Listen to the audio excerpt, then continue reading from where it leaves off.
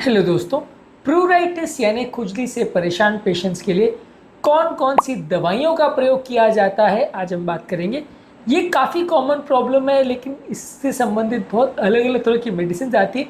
इनकी हम आपको एक डिटेल लिस्ट देंगे और कौन कौन से केस में ज़्यादा इनका प्रयोग किया जाता है, कौन कौन सी बीमारियों में स्पेसिफिकली कौन सी तरह की मेडिसिन का प्रयोग किया जाता है, ये भी आपको शॉर्ट में बताने का प्रयास करेंगे ताकि आपको इस बारे में जनरल अवेयरनेस हो पाए। हालांकि देखिए, दवा प्रिस्क्राइब करना तो डॉक्टर का काम है और मैं बिल्कुल नहीं रिकमेंड नहीं करूँगा कि आप खुद से दवाइयाँ लेना चालू कर दें, लेकिन फिर भी एक अवेयरनेस के लिए इसको डिस्कशन करते हैं।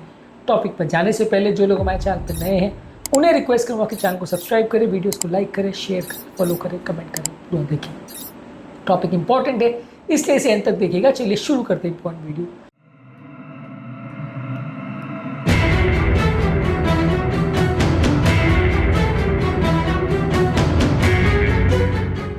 सबसे पहले क्रीम लगाने की कौन सी आती है, यानी टॉपिकल कौन कौन सी ट्रीटमेंट्स आती है। इसमें स्टेरॉइड सबसे कॉमनली यूज़ किया जाता है, बॉडी के सूजन या इन्फ्लेमेशन को कम करता है। इसमें हाइड्रोकोर्टिसोन, बीटामिथाजोन और क्लोबिटासोल ये ज़्यादातर इन्फ्लेमेशन को कम करने के लिए प्रयोग किया जाता है।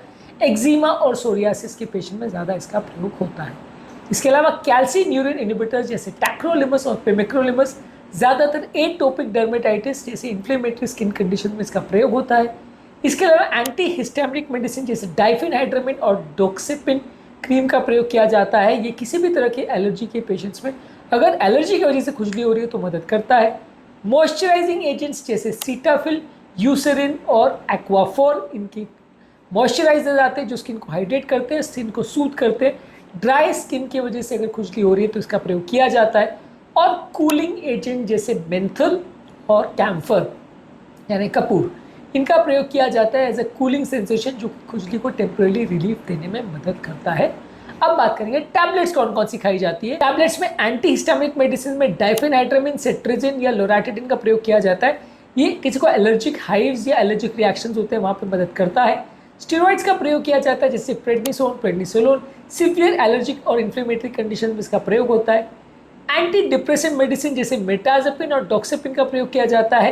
ये एंटी डिप्रेशन मेडिसिन का कुछ एंटी हिस्टामिक प्रॉपर्टीज होता है और वो क्रॉनिक कंडीशन में लॉन्ग स्टैंडिंग अगर किसी को खुजली हो रहा है तो वहाँ पे प्रयोग किया जाता है।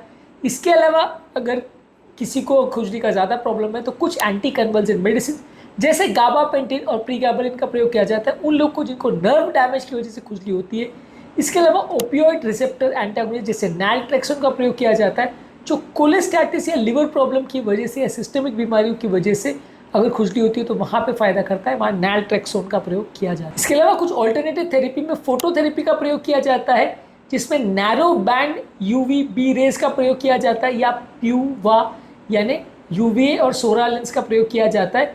ये क्रॉनिक प्रूराइटिस वाले पेशेंट जैसे सोरियासिस और एक्जिमा वाले पेशेंट में इसका प्रयोग करता है। स्किन वालों के पास ये मशीन होती है, प्रयोग करते हैं। डायरेक्ट धूप में बैठ जाने से इसमें फ़ायदा नहीं होगा। स्किन वाले डॉक्टर्स के पास ये मेडिसिन और ये थेरेपी या फोटोथेरेपी की मशीन रहती है, उससे इसका प्रयोग करते हैं। ये खुजली को कम करता है।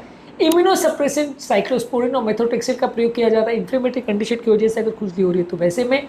इसके अलावा बायोलॉजिकल एजेंट्स जैसे डुपीलूमैब और उस्टेकिन्यूमैब ये मेडिसिन जो है ये एक्जिमा, सोरियासिस और इन्फ्लेमेटरी कंडीशन के लिए यूज़ किया जाता है। बायोलॉजिकल एजेंट ज़्यादातर काफ़ी कॉस्टली होती है इसलिए रूटीनली यूज़ नहीं करते, लॉन्ग एक्टिंग होती है, लेकिन ये दवाइयाँ भी अवेलेबल है क्रॉनिक स्किन की बीमारियों के लिए।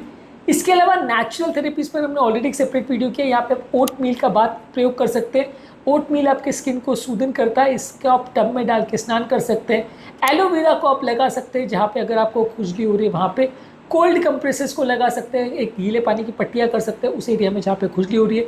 नारियल का तेल लगा सकते हैं जहाँ पे आपको खुजली हो रही है। किचन रेमेडीज़ क्या क्या मदद करती है जैसे कि पेपरमाइंट ऑयल है, टी ट्री ऑयल है, ये सारी चीज़ें मदद करती है। इस पर हमने एक सेपरेट वीडियो किया, उस वीडियो को भी ज़रूर चेकआउट करें। अगर आपको बहुत ज़्यादा खुजली हो रही है तो फिर आपको मेडिसिन का प्रयोग करना पड़ेगा। अगर बहुत ज़्यादा प्रॉब्लम हो रही है और खासकर अगर किसी सिग्निफिकेंट सिस्टमिक बीमारियों का भी इसमें अंदेशा है जैसे जॉन्डिस हो रहा है, वेट लॉस हो रहा है, फीवर हो रहा है तो डेफिनेटली डॉक्टर को मिलिए। अगर इन्फेक्शन का साइन है जैसे रेडनेस, स्वेलिंग है या पस आ रहा है तो डेफिनेटली आपको डॉक्टर को मिलना पड़ेगा। और अगर कोई सिस्टमिक सिग्निफिकेंट प्रॉब्लम दिख रही है जहाँ पे आपकी खुजली कम नहीं हो रही तो डेफिनेटली डॉक्टर को मिलना पड़ेगा। खुजली के पेशेंट्स में बहुत सारे तरह की मेडिसिन का प्रयोग किया जाता है। ज़्यादातर इन्फ्लेमेशन को कम करने वाली दवाइयाँ और खाद्य पदार्थों का ज़्यादातर प्रयोग किया जाता है। इससे संबंधित कौन कौन से इंपॉर्टेंट इशूज़ है, कौन सी नेचुरल रेमेडीज़ है, कौन से फूड प्रोडक्ट्स है, इस पर हमने सेपरेट वीडियोस किया, इनको ज़रूर चेकआउट करें। टॉपिक एंड करने से पहले जो लोग हमारे चैनल पर नए हैं उन्हें रिक्वेस्ट करूँगा कि चैनल को सब्सक्राइब करें, वीडियोस को लाइक करें, शेयर करें, फॉलो करें, कमेंट करें, पूरा